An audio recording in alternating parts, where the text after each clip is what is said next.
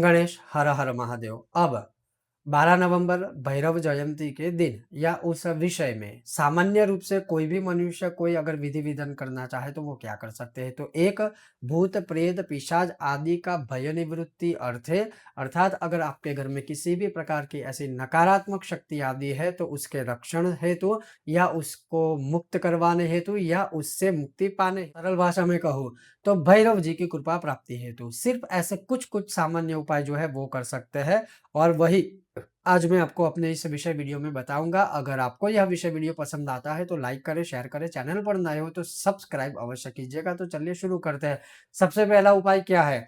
तो अगर आपके आसपास भैरव जी का मंदिर है या किसी मंदिर में भैरव जी की प्रतिमा है, अगर नहीं है वहां तो अपने घर में ही शिव जी के सामने आप ये सारे प्रयोग कर सकते हो। जैसे सबसे पहला उपाय है कि आप भैरव जी को निमित्त बनाकर अर्थात भैरव जी के लिए एक विशेष दीपदान करें। कैसे?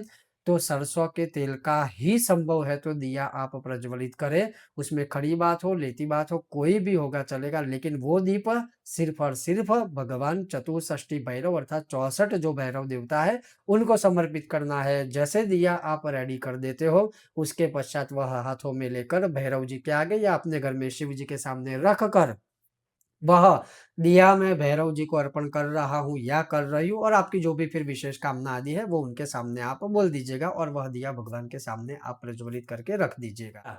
भैरव जी के सामने गुग्गुल का धूप। गुग्गुल का धूप मतलब आजकल तो जैसे वो जो है धूप कौन भी प्राप्त होते हैं रेडीमेड जिसमें बीच में गुग्गुल रहता है। तो गुग्गुल का जो धूप है वह स्पेशली भैरव जयंती की संध्या काल के पश्चात सायंकाल के पश्चात अवश्य हर एक मनुष्य को करना चाहिए। संभव है तो घर में ही मंदिर के सामने करें, संभव नहीं है तो घर के आंगन में भी वह धूप प्रज्वलित करके आप रख सकते हो। उससे भैरव जी की कृपा प्राप्त होगी, नकारात्मक शक्ति आदि है वह संपूर्ण रूप से दूर रहेगी या विनाश हो जाएगी। तीसरा, भैरव जी के लिए नैवेद्य प्रसाद की बात करें तो जो सबसे अधिक सारी चीजें होती है जो हम उड़द के बड़े बनाते हैं, जिसको हम बड़े भी कहते हैं, या तो उड़द से बना हुआ कोई भी भोजन है वह भैरव जी को प्रसाद के स्वरूप में आप भोग लगाइए। प्रसाद के स्वरूप में भोग लगाया हुआ जो नैवेद्य है, आप भी प्रसाद के स्वरूप में फिर आप चाहे तो खा सकते हो, ग्रहण कर सकते हो। अगर कोई ऐसे मन में शंका आदि है, तो उसी प्रसाद या जो भी भैरव जी के लिए आपने निमित्त में बनाया हुआ जो भोग आदि है, फिर आप किसी और को भी देना चाहे तो दे सकते हो, स्वयं भी खा सकते हो।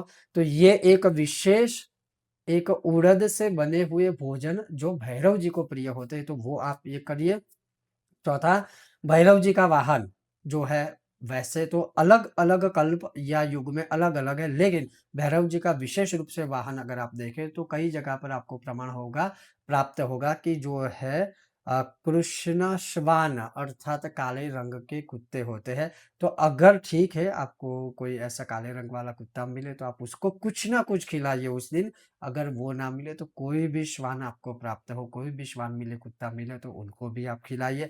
उसी प्रकार से उस दिन आप गौ माता को अवश्य कुछ ना कुछ भोजन आदि खिलाइएगा। उसमें भी संभव है तो उड़द से बना हुआ कोई भोजन अगर गौ माता के लिए आप बनाकर उनको खिलाएँगे तो महापुण्य की प्राप्ति होगी।